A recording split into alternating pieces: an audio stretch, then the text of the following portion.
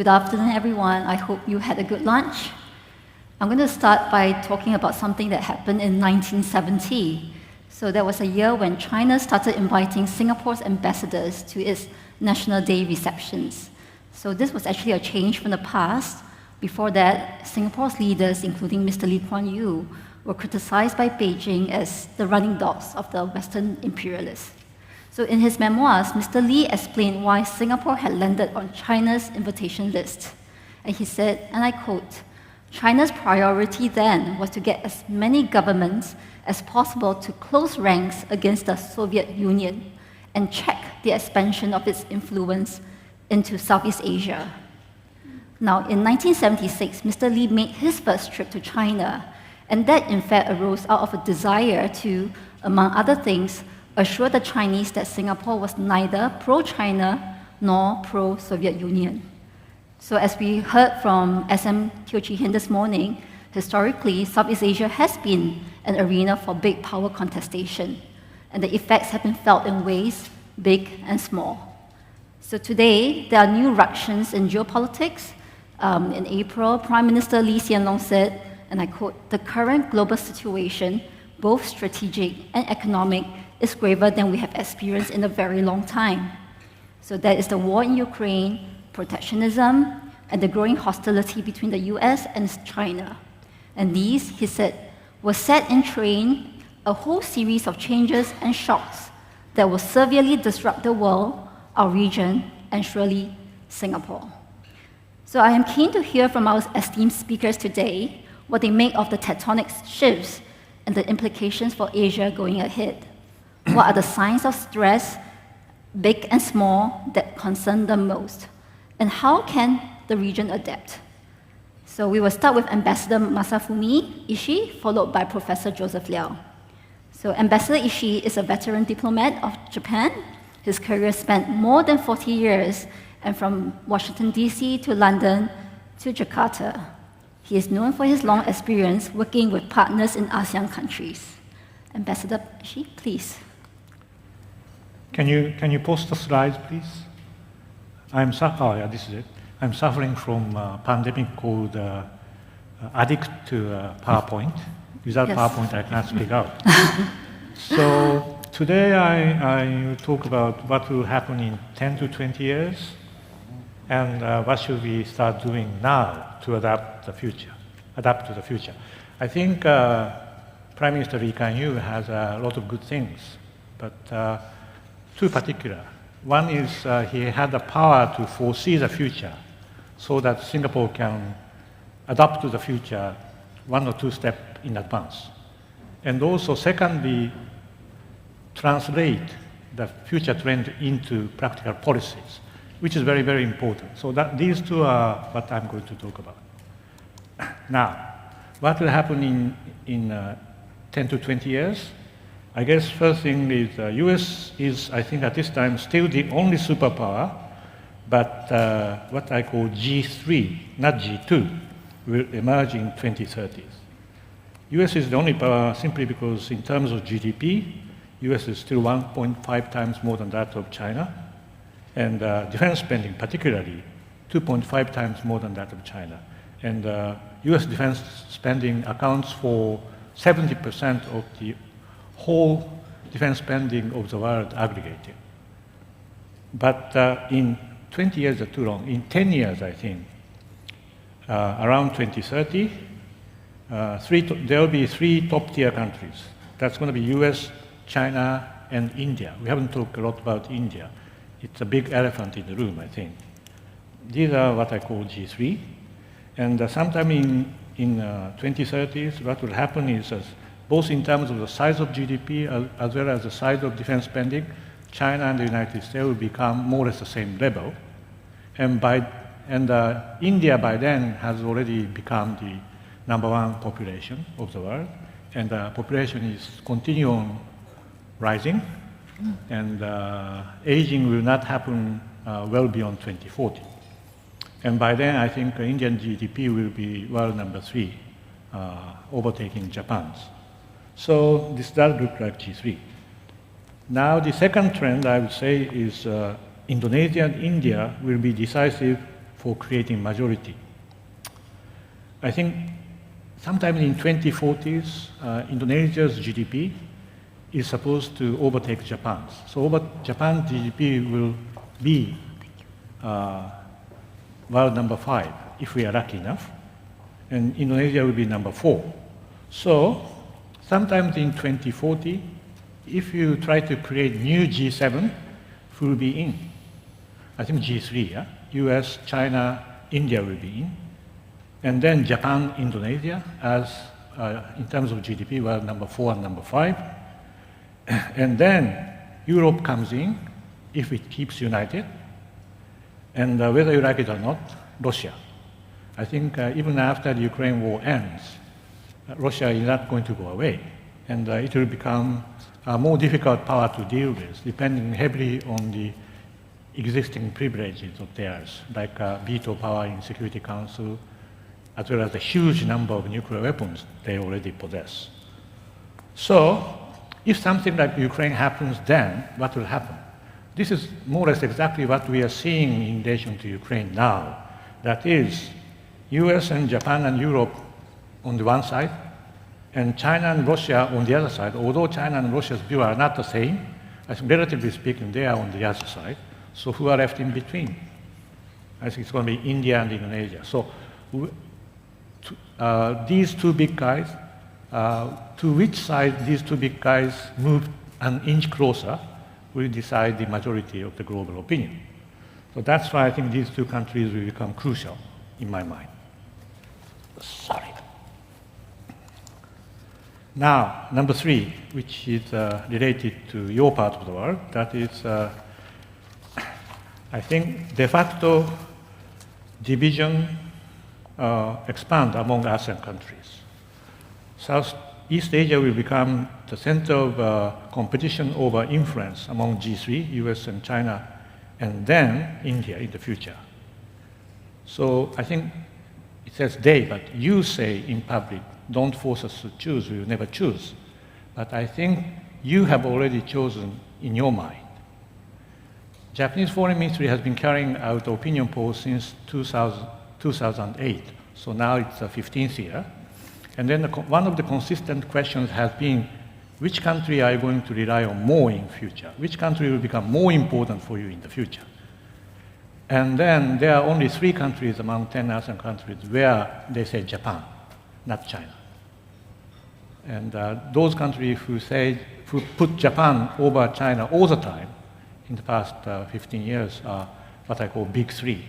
Indonesia, Vietnam, and the Philippines, where the population is now more than 100 million, right? So they are big enough to be ready to rely on Japan and the United States at the time of, even at the time of crisis. Then comes middle 3, where the result swings from between China and Japan, according to different administration. They are, I call middle 3, Thailand, Malaysia, and Myanmar. By the way, I'm not trying to promote the division. I'm just describing what is happening now. I'm a strong supporter of the unity of ASEAN. ASEAN comes first, which I'm going to talk about later. Then comes small 3, Cambodia, Laos Republic, Brunei, where I think they don't have much choice, and we need to, they are very important countries for us. But we are willing to help, but we should control our expectation at the time of crisis. Then comes last category, it's a special exception, Singapore. As you know, if you ask the question to the people on the street, I think 95% of them say that China, of course. But if you look around, you see US Navy and Air Force hosted by Singapore since 1990s. And your military force is doing a training in Taiwan. Your former prime ministers are playing golf in Taiwan. So I think you are allowed to bet on both sides. I think you are in a special position. So what I want to make a point about is that de facto you are already divided into 4 different categories of countries in relation to your sort of relation with Japan and the United States and China. Now, what does this mean to Japan? Japan's fundamental objective and choice is to coexist with China without, well, we are happy to coexist and compete with China. We don't want to have any conflict. China has a big opportunities for us. But bottom line is we don't want to be told what to do by anybody. I think the same is true with Singapore. So since the end of the Second World War, we have tried to achieve this end by allying with the strongest and most trustworthy country, which is our alliance partner, the United States. It just happened to be the United States since the end of the Second World War. So the question is, based upon the three trends I have explained, do we have to change this fundamental choice? I don't think so. I think US is no longer the only superpower in 10 to 20 years, but I think it stays as the strongest among G3. But important thing is that we cannot act like business as usual, because it is true that US relative supremacy is in a serious decline, and Japan needs to do many more in order to maintain overall alliance deterrence power. So this is what Japan has been doing since the end of last year by adopting the new strategic document in December last year. So I think I would say this is not the main subject for today, but this situation can continue, can go on like this until, in my view, like 2050, 30 years from now. Beyond that, we may have to revisit this issue, whether this choice will continue to be the right choice for Japan, depending upon the power balance between China and the United States, which we don't know yet. But by 2050, I'll be gone, so I don't have to worry about it. Actually, I'm teaching at the university, and they are in their 20s, 18, 22, and I'm telling them that you have to face with this problem when you become over 50. So this is your problem. Now, what should we do? Number one, as I said, achieve stronger Japan. We have declared that we will increase our defense spending up to 2% of GDP by 2027, and we will achieve seamless defense, including cyber and space. Second is further coordination in Japan-US Security Alliance. There are many other things. We have done a lot already, but there are many other things we should do. Serious planning efforts, and also establish more practical command and control system. But these two may not be enough. We may have to strengthen network among like-minded countries and partners in order to expand the base of cooperation, security cooperation itself. So for that purpose, I think consolidated the core partnership for us is the Quad, that is Japan, US, India, and Australia, and maybe ask Korea to join. I think that would be a very good idea. And strengthen cooperation with Southeast Asian countries, which I'm going to talk about a little bit more in details later. And to follow up strategic concept of NATO, specify what we can do with Europe.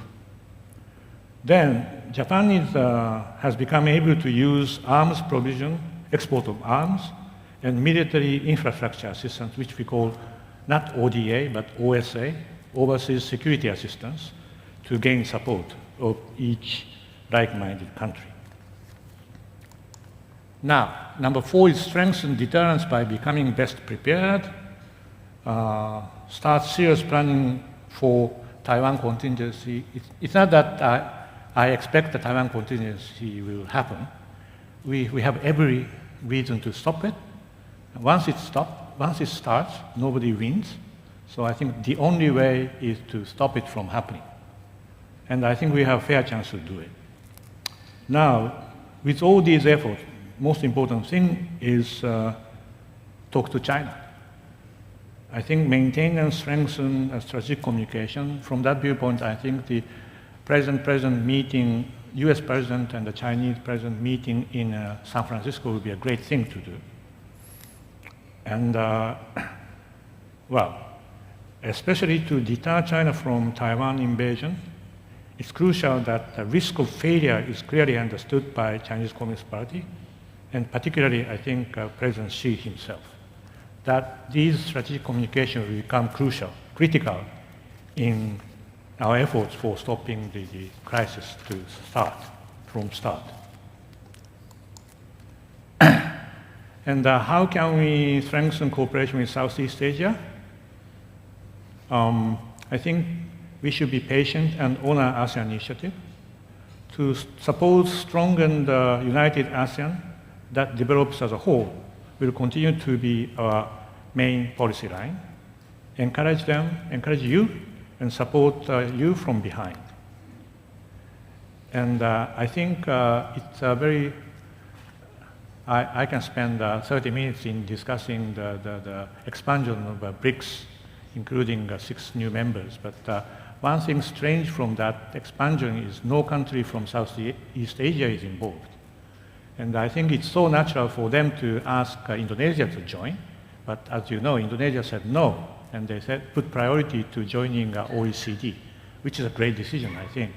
I think that's partly because BRICS has started leaning too much towards the anti-US, anti-West organization, but partly because I think Indonesia, as the biggest country among ASEAN, feels it's a little bit uneasy to step away from ASEAN to become a member of such organizations as BRICS. So I think ASEAN unity is working in that regard.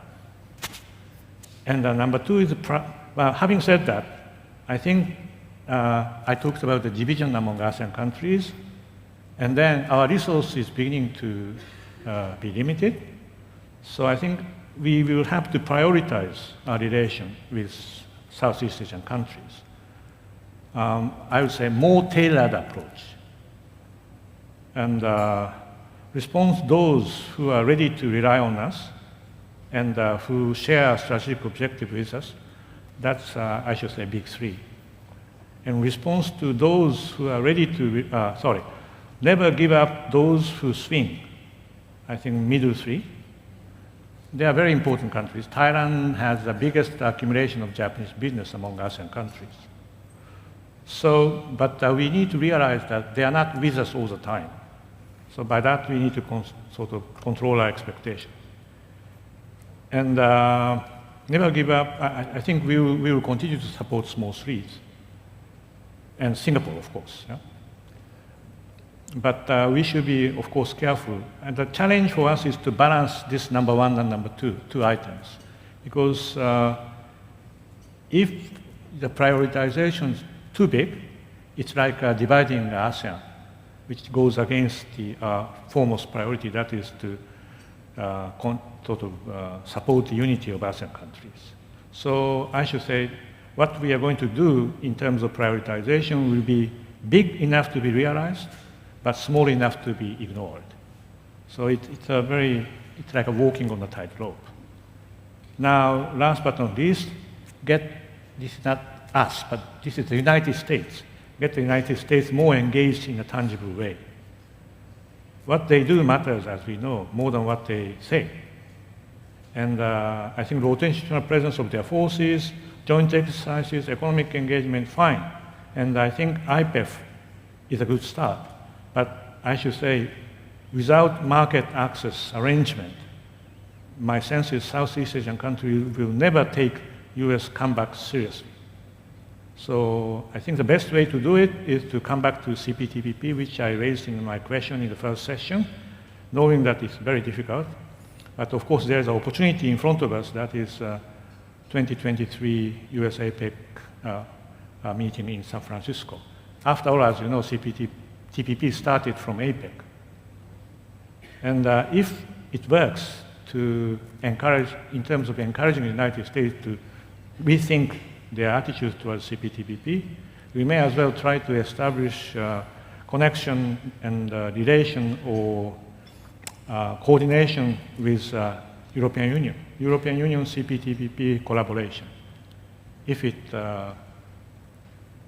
makes United States think twice about what they're doing. nowadays, I think whenever my friends from the United States come to Japan, we raise this issue. CPTPP, this is not only the economic issue, this is the strategic issue. So you need to change your decision. And then we do that so often that if we fail to talk about it, they started asking us, this time you don't talk about CPTPP? So I think our position has been very clearly understood by the United States counterparts. So I think this is about time to finish, yes. But yeah. Okay. Well, thank you, Ambassador, for that very intriguing prognosis of what Asia could look like in 10 or even 20 years. I'm sure there'll be questions from the audience about that. Well, next we have Professor Joseph Liow. So Prof. Liow is one of Singapore's most prolific international relations academics, and we must congratulate him on his appointment as S.R. Nathan Fellow. He was at 2 other conferences this week, but he's promised to save his best for today, so we have high expectations. Prof. Liow, please. Thank you, Xueying, and good afternoon, everyone. Great privilege to be here with you all to share some of my thoughts. Actually, the first thought I had was in reaction to Ambassador Ishii's remark about how he told his class that a lot of these geopolitical challenges is actually, they will have to sort it out, right? Because they are in their 20s. It struck me because I had a conversation with my son exactly along those lines earlier this week. And his response is, and thanks for creating those problems for us. So I was very intrigued by Ambassador's presentation. In fact, I'm very tempted to react to a lot of the, especially the typologies and ASEAN, but maybe I'll restrain myself and focus on my talking points first, and then we can have a discussion later. I only have one slide, and if I can request that slide to be put up. No, you don't have it. Oh, okay, I had submitted that slide. Okay, never mind, it's okay. So that slide was essentially a quote from Mr. Kuan Yew from a speech that he made. And unfortunately, we don't have the slide here, and I can't remember verbatim the quote, but it was something along the lines of, if the regional countries in Southeast Asia want stability, want progress, want development, it is imperative for them to maintain and augment their autonomy by setting aside their differences and working together, and not be drawn into external power rivalry. Yeah. I thought it was an interesting quote because it captures the spirit of the day, but that quote, those remarks were made in 1964, in May 1964, when Singapore was still part of Malaysia at that time, and it was made in the course of a visit that Lee Kuan Yew made to New Zealand. It was made in Christchurch. And I thought it was a very prescient comment, which is just as relevant for Southeast Asia today as it was in 1964. The main point here being that the countries of Southeast Asia, the societies of Southeast Asia, have had to deal with external powers and the interests of external powers impinging into our region for a very long time. Yeah, way before the creation of the modern nation state in Southeast Asia, even before colonialism. Colonialism was obviously an expression of it. Even before colonialism, with the arrival of cultural and civilizational influences from China, from India, Southeast Asia has very much been about managing the interests and the influence of external powers. Yeah. But having said that, today there are some qualitative differences to the context that we in Southeast Asia face. And I want to point out 4 in particular. The first is, if you think in terms of US-China competition and rivalry, we all know, we heard this morning already, how it is escalating. But at the same time, the two powers are still very much locked in an economically interdependent relationship.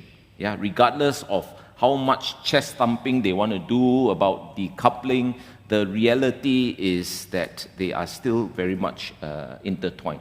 And it's not just, it's not just economics in terms of trade, markets.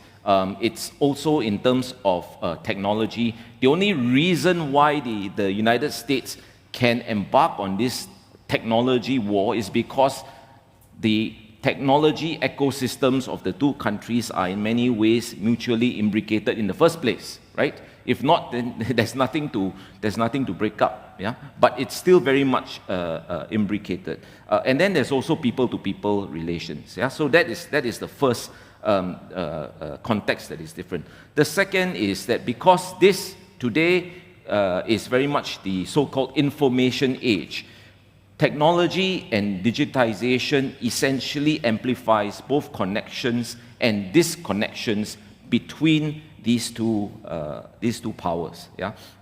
So whether you're thinking in terms of information warfare, information access, information sharing, the entire spectrum, the US and China are still in many ways, not entirely connected, but in many ways connected.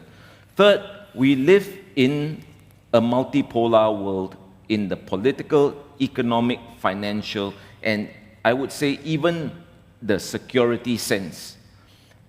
And this multipolar world involves different players with different configurations of relationships and networks. Yeah? So this is why I think it is not very simple, it's not very straightforward for us to think about choice in a very siloed way. Yeah? So if you choose one, automatically it means that you distance yourself from the other. It's a far more complicated world than that. And then fourth, centrifugal forces of great power rivalry are unfolding now in Southeast Asia at the same time as the region is embarking on a very ambitious project of regionalism, trying to deepen and strengthen the ties and connections among regional states, but keeping in mind the larger picture of the great power rivalry. Yeah? So these 4 points, there are probably more, but I present these 4 points as the sort of different landscape that the region is facing today.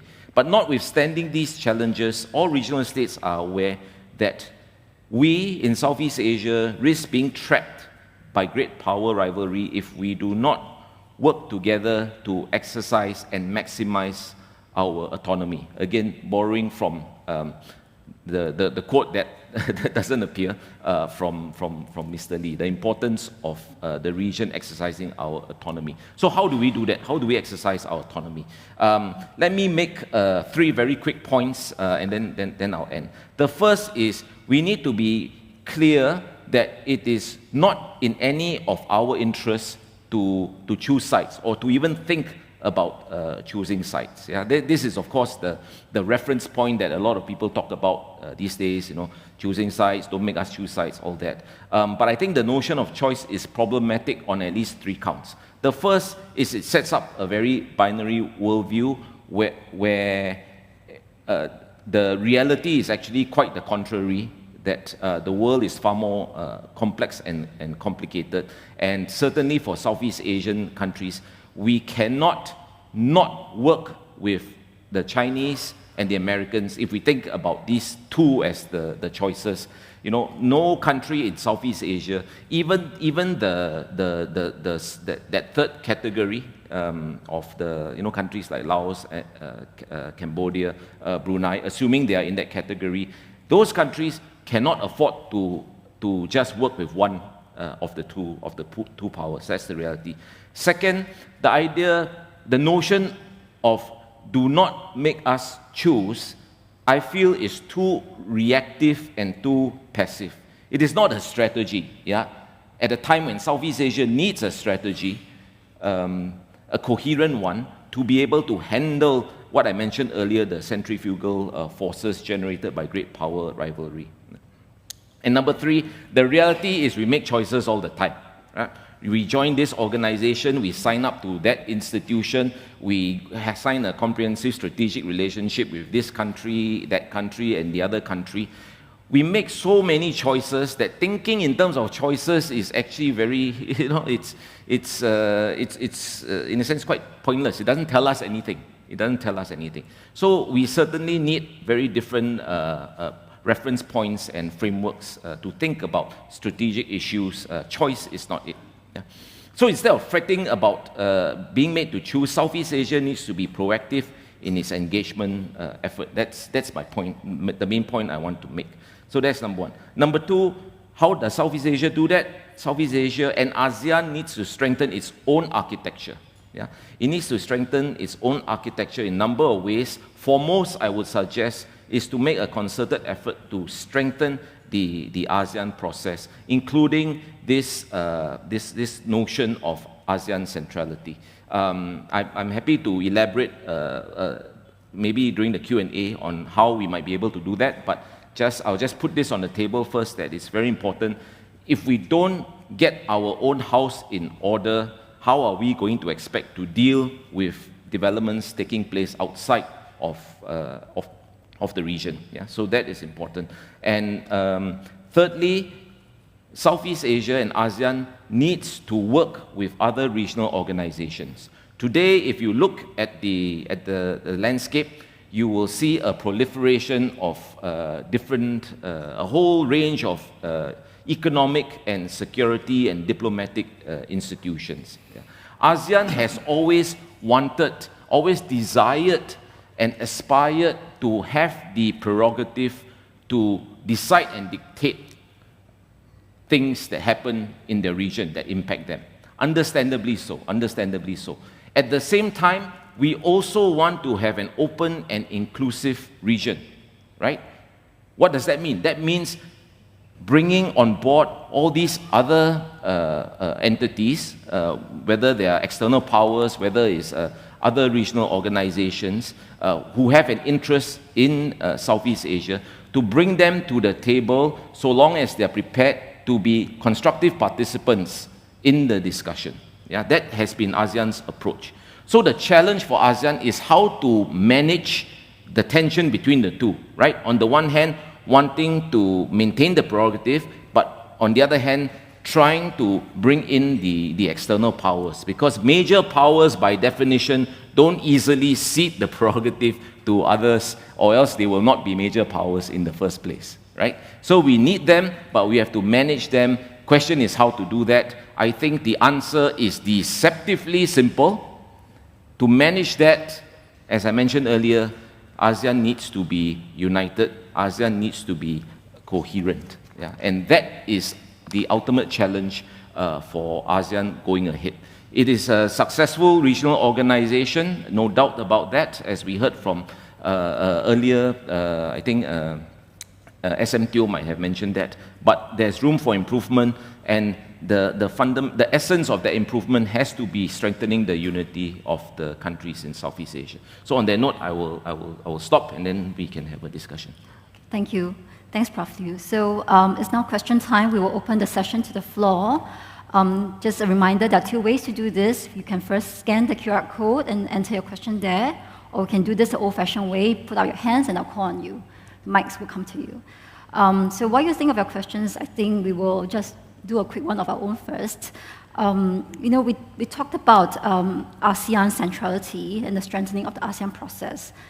Now, in the next 12, 13 months, we are going to have elections in 3 key Asian societies. We have one in Taiwan in January, one in Indonesia in February, one in India in May.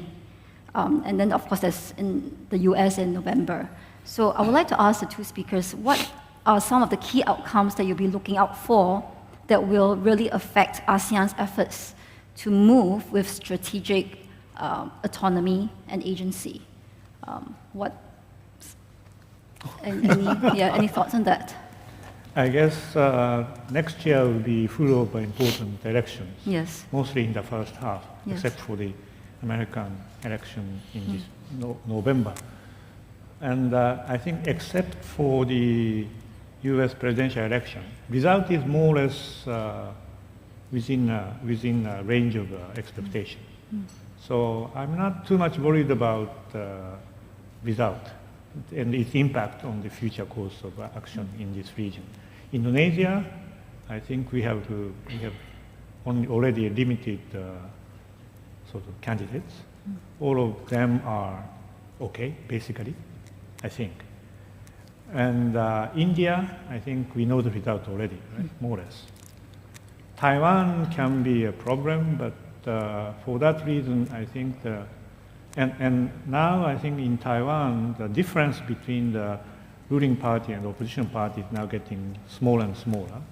So even though the Kuomintang comes in, I think I'm not expecting a huge change in the policy. So all in all, I think the impact of the election next year will be manageable. Right. Okay, Prof. Okay, so specifically in relation to ASEAN, I suppose, of the three elections, the one that is of immediate relevance is Indonesia, right? Indonesia is often seen as primus inter pares of ASEAN, first among equals, the sort of unofficial leader of ASEAN. Of the three candidates, you have two, Anies Baswedan and Prabowo, who are, I suppose you can classify them as internationalists in the sense that they have visibility, they have been engaged in various ways internationally. Ganjar Pranowo less so.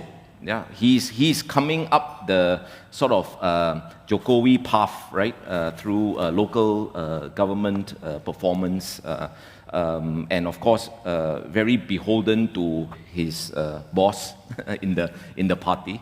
I think in the case of Indonesia, because Indonesian politics these days are very personalized, it will not, I don't expect it to have significant bearing on ASEAN.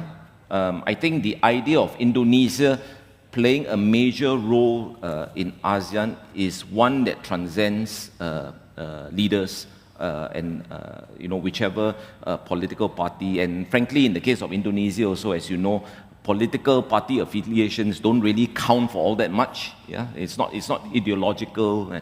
Parties move around coalitions very easily, so it's based on personalities. So that's the case for Indonesia. Taiwan will be interesting because of the three, Taiwan is in a sense the most international election, right? Which is ironic because it's not supposed to even be a country. A sovereign state on its own, yet its election is going to be the most international because a lot of interest will be on who comes into power, but also a lot of interest on the role that China will play, because China never sits back and just watches things unfold dispassionately in Taiwanese politics. We all know that. So, but we also note that the Chinese now have a new narrative for Taiwan. Is more from one country, two systems to one family across the Straits or something to that effect. Yeah. So in other words, they're trying to sort of tone down the rhetoric in the hope of emphasizing more of the carrots than the stick. They've always used carrots and sticks with Taiwan, but trying to emphasize more of the carrot than the stick.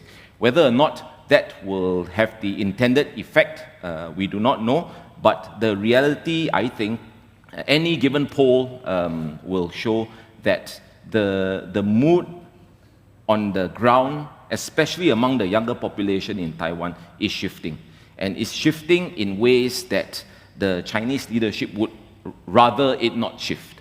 Yeah, let me put it that way. Yeah, so I think, and I agree with Ambassador also that as far as the gulf between the two parties, KMT and DPP, the two main parties, because we know that there's the Taiwan People's Party as well, and Terry Gao is an independent candidate as well. But the two main parties, that gulf is not as wide as it used to be. In the case, finally, in the case of India, just very quickly, I think India, the Indian elections in May 2024, the sense is, from my understanding, is that Modi and the BJP is likely to still triumph, albeit perhaps with a smaller majority. The fact that the opposition is trying to rally together into an alliance is very interesting, given how unwieldy party politics is in India. But again, I don't think that in that case, foreign policy will be a major issue. As far as ASEAN is concerned, the main thing is that India continues, if not deepens, its engagement with the region, brings more to the table, not just in terms of security, but hopefully economics as well. We know that India withdrew at the last minute from RCEP, quite unfortunately, but we would really like to see India open up more to the region economically as well. Ambassador, you say you want to make a point? Yeah. I was meant to talk a little bit more about election in the United States. I think that will have the biggest impact on the situation in Asia. As you know, President Biden was not present for the ASEAN-related meeting. And if and when we experience Trump 2.0, I think we are assured that there will be no sign of a U.S. president present in the coming 4 years in the summit meeting. But if you want to change that situation, there are things we can do, I think. You can do. That is a big issue, which we cannot ignore, that is Myanmar, problem of Myanmar. If you can show to President Trump that you can take care of your problems, however difficult it is, I think that will give some encouragement to President Trump to have a better sense about the engagement to ASEAN. So there's a big kind of homework, is a bit too strong word to say, but in front of you to be ready for President Trump 2.0. Yeah. And then it's like using his re-emergence as a positive, in a positive way. Don't be surprised if President Trump visits Yangon, though. I think my point is try to create a situation where President Trump is a deal maker, and then you can make things happen. Okay. Do you have any questions from the floor? From Danny.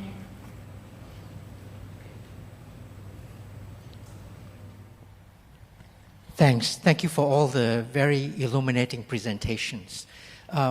Joseph, your position on how ASEAN needs to remain coherent and integrated is very appealing and makes a lot of sense.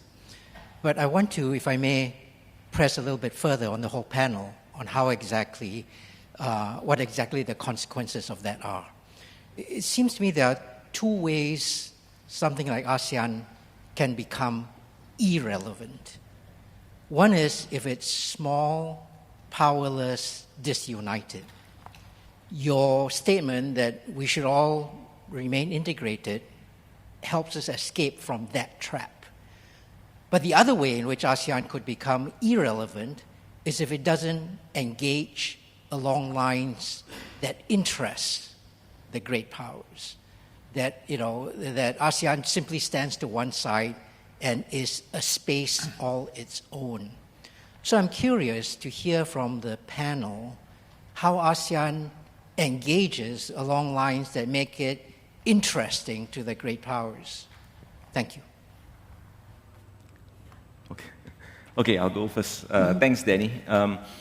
Thanks for the question. I think I will answer it by just using one example which is quite interesting and intriguing to me, and that is the Quad. Yeah? And by Quad, I mean Quad 2.0, not the first iteration that Prime Minister Abe tried to initiate. Yeah? Quad 2.0 from November 2017, right? Ironically announced at the ASEAN Summit in Manila then. Now, when Quad 2.0 was announced, ASEAN was very apprehensive, right? If you recall, ASEAN was apprehensive because, number one, it was at that time very security oriented, very heavily security oriented. Number two, it was very US centric. Yeah, introduced by President Trump, Americans taking the lead. Yeah, and Southeast Asia was very reticent. The region felt that it did not reflect the openness of the spirit of ASEAN and ASEAN diplomacy. Yeah. Now, fast forward to today. It's very interesting how the Quad has evolved. Interesting in three ways. Number one, the Quad agenda now, on the Quad agenda these days, security and defense has deliberately been downplayed, whereas other things have been emphasized, right? So you have the Quad vaccine partnership, you have the Quad STEM fellowship, you have the Quad digital connectivity initiative, you have the Quad infrastructure initiative. All these very aligned with ASEAN interests. Yeah, number one. Number two, in the joint statements that Quad leaders meetings have released, without fail, there is mention of the ASEAN outlook on the Indo-Pacific, the AOIP, and ASEAN centrality. Yeah, they pay homage to ASEAN centrality. They emphasize the importance of the ASEAN outlook on the Indo-Pacific. Number three, the recent Quad leaders joint statement in 2023. They use ASEAN terminology, right, about, quote, a prosperous and inclusive Indo-Pacific, unquote. Very ASEAN, right, inclusive, prosperous, etc. Now, what happened, from Quad 2017 to Quad 2023? What changed? I think what changed, in part, ASEAN can't claim total credit for it, but in part was a lot of lobbying done by ASEAN as an organization and ASEAN member states individually to impress upon Quad members individually as well as the Quad together, all four, how important it is that certain things be emphasized, certain things be de-emphasized in the region, and what Southeast Asia deems to be important, openness and inclusivity and things like that. We talk about choice, right? Don't make ASEAN choose. So I turned it around and said, did the Quad choose ASEAN? Right? In how it sort of reframed its principles. So as an example of what ASEAN can do, they can't do everything, but here is a little sliver of, I think, successful lobbying on the part of ASEAN. Right. Okay, we have one question from the Pigeonhole, or rather an observation, saying that it's interesting to note Ambassador's view of the big three, the mid three, the small three, and of ASEAN from the lenses of Japan. And would both of you agree that as long as this view persists, ASEAN unity is just a dream, and that's the reality? I think that perhaps, Ambassador, you could sort of elaborate a bit more about as to the thinking behind this, this hierarchy or this categorization of the ASEAN countries, and also, will you say that these are rigid categorization, or is there actually space for this to move, for countries to move between the categories? Of course, I'm not talking about rigid classification Yes. or categorization. Yes. And as I was trying to say, I think our foremost priority is to maintain the unity of ASEAN, and we will be very careful in doing something that can work against it. So I think in terms of prioritization or relation with each one of ASEAN members, I think we will be very, very careful in doing what in sort of prioritizing our cooperation. So I just wanted to explain to you the way we see the situation, actual situation on the ground. That's all. So I have no intention to expand it. I have no intention to work on it. Just what it is. And then we somehow have to realize where we are at this time. Yeah. Because there will be many occasions in future where we need strong cooperation coming from Southeast Asian countries. And in that case, we need to understand what we can expect from each one of you at the time of crisis, for example. Right. So I think there is a clear necessity. It's a necessity-driven kind of explanation. Okay. Professor, do you have any thoughts on that? What do you make of the classification? Yeah, I suppose. I mean, it's difficult to sort of classify. It's difficult to draw up these sorts of typologies, right? Because there are so many factors to take into account. Like, for example, take the Philippines. Today we can put the Philippines in. If you look at the spectrum, right? Say US and China. Today everyone will say, oh, Philippines is right here, right? Very close to the US, especially after the sort of renewal of EDCA and things like that. 2 years ago, everyone would have put Philippines there, right? In a space of 2 years, right? So things can change so easily. So if within 1-2 years you can have such a drastic change, I mean, you know, it's ambassador is very brave to project 2050. I wouldn't dare to do that. But of course, there's a logic to it as well. I think that's my first response to that. I was quite struck that you saw Indonesia as a country that is like squarely in the US camp. I think Indonesians will be very disturbed if they saw that they were placed in that camp, because they spend a lot of time and energy making sure that they're not in that camp. So I mean, it would be interesting to hear from you why you place Indonesia there. I mean, just a few days ago, they very proudly unveiled their high-speed rail, which they're going to further extend all the way to Jogja, I believe, funded by Chinese money. And as you know, the decision was okay. I won't talk about decision. Okay, yeah. So So I'll be curious to hear your views. And you served in Indonesia. Well, actually, it was a shock to us when we found out that after all these efforts we've been doing in dealing with Southeast Asian countries, there are only 3 countries if we put Japan above China in terms of a country which you think become more important in future.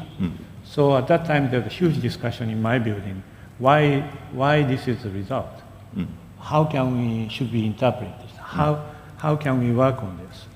So actually it was a surprise. And I think actually in the Philippines, even during previous president time, we put the Philippines very close to the United States, based upon what we hear from him directly. So I think that in a geostrategic situation, necessitate the Philippines to rely on somehow the cover by the United States. And whatever President Duterte said in public, I think in their heart, they are very close to the United States. That's our sense then. So it's been somehow consistent. Yeah. Indonesia, I have a lot to explain, but rather not. I mean, that is not the main objective of this. Fair enough. Do you have more questions from the floor? By the way, you talked about ASEAN working on each one of the Quad member. And actually, when we introduced free and open Indo-Pacific, we did the same to each capital of the ASEAN countries. And then I think if you compare the two to FOIP and AOIP, you find lots of common words. Yes.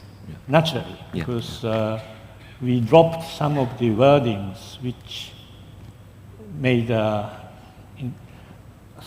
ASEAN counterparts uncomfortable. We dropped them. Yeah. And then we decided to include some of the ASEAN languages. So these two documents ended up Quite more or less the similar. same. Yes, that's true. Yeah. That's based upon our sort of coordination in Yes. the past. Any questions?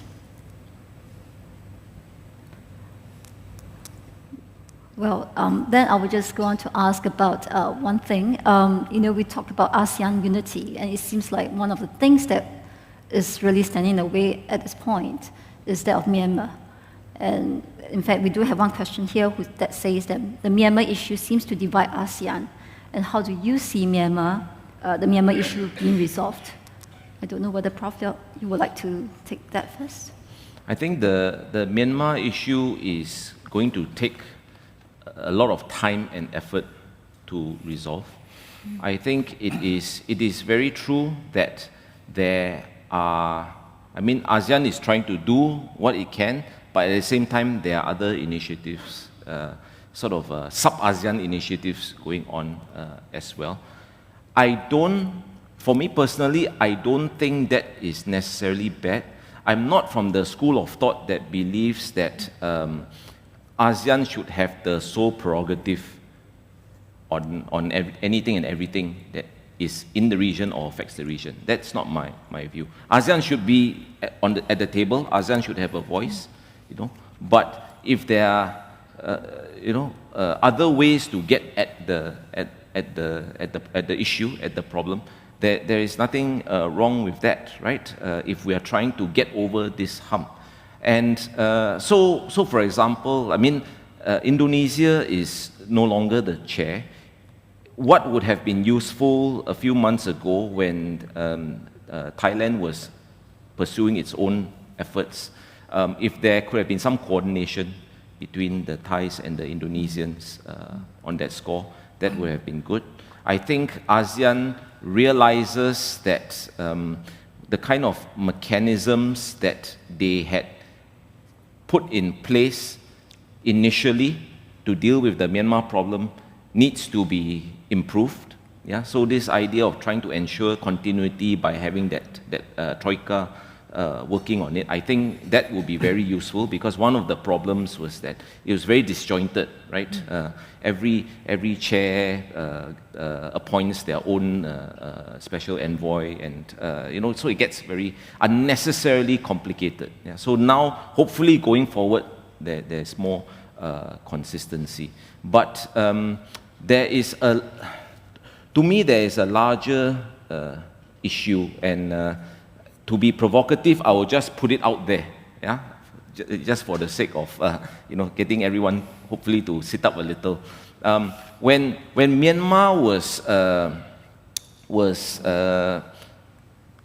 accepted as a member, or during the discussions in the early to mid-90s about whether or not Myanmar should be accepted as a member in ASEAN, ASEAN knew that taking Myanmar on board would come at something of a cost, reputational cost, because of the regime and the regime's activities in Myanmar at that point in time, right? But in the larger interests of larger geostrategic interests of geopolitics, the decision was made better to have Myanmar in than out. Yeah? So that was in 1995, the mid-90s. Yeah. So fast forward to today. The question I always ask myself is, what has ASEAN benefited from Myanmar's membership? I just put it out there, you all think about it over a coffee break. I'm not going to give you my answer, but think about it. What has ASEAN benefited? Apart from the fact that, okay, I shouldn't say apart from the fact, it gives it away. ASEAN can say that, yeah, we got the ASEAN 10, right? We realized the dreams of the forefathers, the founding fathers of ASEAN, which is in itself now complicated by Timor-Leste if it eventually joins. So that, you know, the forefathers' vision of 10 now has to be 11, right? But Timor-Leste aside, what has, think about it, what has ASEAN, what benefit and what costs Myanmar's membership? Yeah, I'll just say that. I don't talk about benefit of involving Myanmar on behalf of ASEAN, but from Japan's viewpoint, it's a huge chunk of economy which is underdeveloped. There's a huge room for development, and a lot of investment from Japan has been going on for that purpose. And it's in the center of connectivity in a sense. If you don't have Myanmar inside the Indochina Peninsula, connectivity efforts can never be complete. And also, it's a gateway to India, which was a very important perspective from Japanese viewpoint. Yep. So Yeah. that's why. No, I mean, there certainly is a value to having Myanmar, but, you know, if you do the cost-benefit calculation as good economists would do, you know, Danny, you know, some people might get certain results, some people might get other results. Yeah. I guess the Myanmar issue is a big challenge for ASEAN in many senses. I think this is where you already have 5 points proposal. So this is your issue already. You picked that up. Yes. So you're in the position to promote it, but you cannot do it by yourself. That's for sure, as you mentioned. So you need. This is where you need support from outside, like Japan, European Union, China, India, United States, right? But while you need to maintain that ASEAN is in the driver's seat, it's a very difficult thing. You need cooperation from outside countries, but you have to control it. Very, very difficult challenge. Indeed. But I think you have to do it. You need to somehow bring in outsiders, outside countries, and Japan is happy to get involved. And first you need to appoint ASEAN envoy to start with. Then you will ask important regional players like Japan, China, India, European Union, United States to appoint their envoys, so that they can create a group of supporters of ASEAN envoy, always sitting behind the ASEAN envoy in negotiating with the Myanmarese junta. Yeah. So that's one way to do it, I think. But somebody has to take a risk or take an initiative. I had a big expectation for the Indonesian chairship. I thought during that 1 year things will move forward, but it didn't. Yeah. So you need to find some other ways to make things move forward. Okay. Do we have other questions? The gentleman in the back. Thank you. I'm Asad Latif from the Straits Times. I have a kind of tangential question in terms of a phrase that someone used recently, that after a long period of time, since the end, after the end of the Cold War, the United States and China are now in a situation of structural conflict. I would like to ask both panelists whether you agree with the political, economic, and strategic aspects of this term structural conflict. My point being that if indeed there is a structural conflict, how will the other existing structures, which I know that both of you have touched on, but if you would kindly extrapolate a little from that, from what you've said, to address this question, how feasible is it to expect an end, if there's an end, to this structural conflict, or can it be resolved ultimately only through war? Thank you. Professor, do you want to do that? Okay, I'll go first. Thanks for that question. Actually, I was going to deal with this issue next week in my lecture.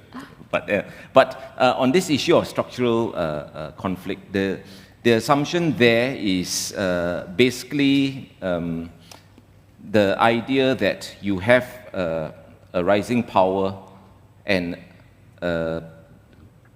sort of a prevailing power, right? And it's the power transition theory, they call it, right? The rising power rises to a point where it's almost as powerful and is unhappy with the status quo, which disadvantages it, and therefore it will challenge. And at the same time, the incumbent power, not wanting to lose its status as the incumbent power, will also fight. And then you have conflict. Yeah. So that is the structural, the sort of structural dimension of international politics that operates at great power levels. Yeah. Countries like Singapore, we have no dog in this fight because the structure, strictly speaking, in international politics, the structure doesn't care for the Sri Lankas and Singapores of the world. It's the great powers at that level. Now, if we were to buy entirely the structural logic, then, as they say in sorry for the Singaporeans, they say in the SAF, game over already, right? Mm-hmm. I mean, they will fight. If you rely on the structural logic on its own, they will fight. Yeah. And this was the warning that Graham Allison made in his book, Thucydides' Trap, which I'm sure you're familiar with, right? Destined for War. I think that book, unfortunately, some people got a bit too excited because, to be fair to Allison, he was not saying that the US and China are going to war, right? He's saying that the risk of conflict is high because of this structural phenomenon, but there are ways to mitigate the structural phenomenon. Yeah, because if you remember in Allison's book, he had 16 cases, 12 cases resulted in war, 4 cases did not. Yeah, I call it the proverbial dog that didn't bark. Yeah. So why is it that it was not 16 out of 16? Yeah, and I think the reason why is that there are other factors that come into play.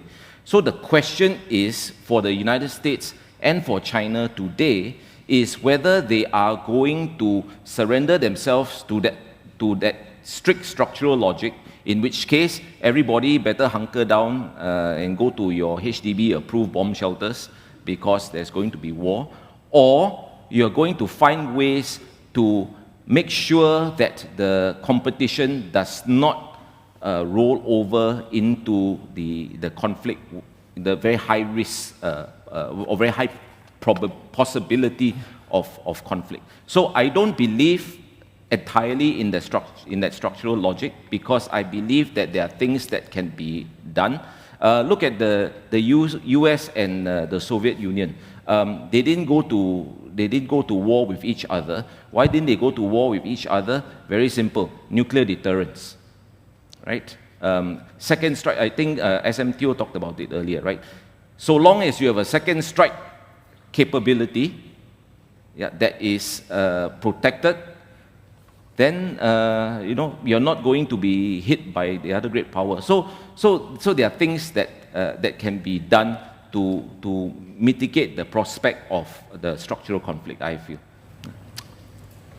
Well, I haven't read Professor Arison's book, but what I can say is U.S. is not by itself.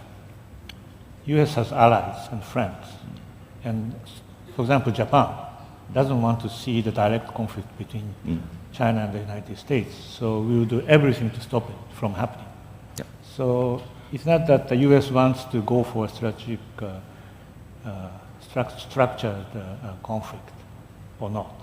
It's up to the sort of aggregated mind of allies and like-minded countries, particularly in case of the United States. I don't know what will work for China's mind, but Russia may not stop it. So. True. But I think on the part of the United States, there are countries and people who want to make U.S. Reaction more moderate. And if we cannot stop United States, that's going to be very tough. And then maybe we will have to rely on somebody else. Where comes, I think, India, right, in our mind. So if it's inevitable to see the direct military confrontation between China and the United States, I think we will ask India to do something about it. So that, in our mind, G3 is very important in that regard. We need a third pillar, which expand more or less room for maneuver for us. Not now, but in 10 to 20 years' time. Okay. So I'll just have one last question to end off this. Oh, sorry. Is there someone? Yes, there's one at the back. There are two. Yeah, two. Two questions. Hi. Hi, Ignatius from Shell. I have a question around security and, of course, conflict in the region. So last year, the economists have a plan page that the most dangerous place on earth is Taiwan. Of course, there's a counter to that, right? People say because the actors around Taiwan is clear, it's US, Taiwan itself, and China. So since things are so clear, the probability of having a conflict will be much less. In fact, the counter was that South China Sea is even more dangerous than Taiwan Strait. So maybe I want to invite some comment from you about the security environment in South China Sea as of now, plus do you see a prospect for even a code of conduct being agreed upon at some point in the near future? Thank you. Okay, we have 1 minute and 30 seconds left No, you to go solve first. the world's I didn't most get the intractable question. problem. South China Sea. What will happen to Yeah, South China? yeah. What's the risk of conflict, right, in the South China Sea? And also pronounces Basically, for right. a code of conduct. What will be the source of conflict? Yeah, and the code of conduct, whether or not. I think we saw a new map proposed by China right before the ASEAN summit meeting. Doing that at that timing was not such a good move, diplomatically at least, but that also shows how determined they are. And there are still a few islands or coral shores which they can make bigger to build military installations. So there are many things they can do to heighten the tension in the region. So what can we do about it? It's there aren't so many effective things we can do. We have told them. Well, we have come up with the conclusion recommendation coming from the international code to which China is abided. That didn't change their behavior. We told them directly about what they shouldn't do, but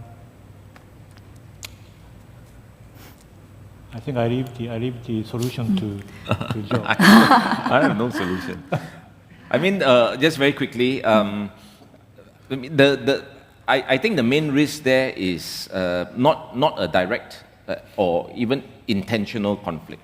I think the main risk there is an unintended kind of situation that threatens to escalate.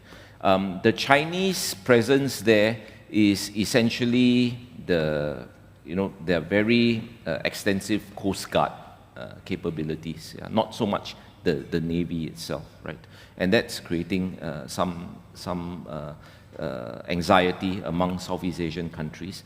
The Chinese have built features or have built military facilities in 4 features, but I honestly don't think that the Americans, if they wanted to, I don't think the Americans will have too much trouble neutralizing in a conflict, neutralizing those military installations in those features. I mean, they are literally sort of sitting there waiting to be hit, actually.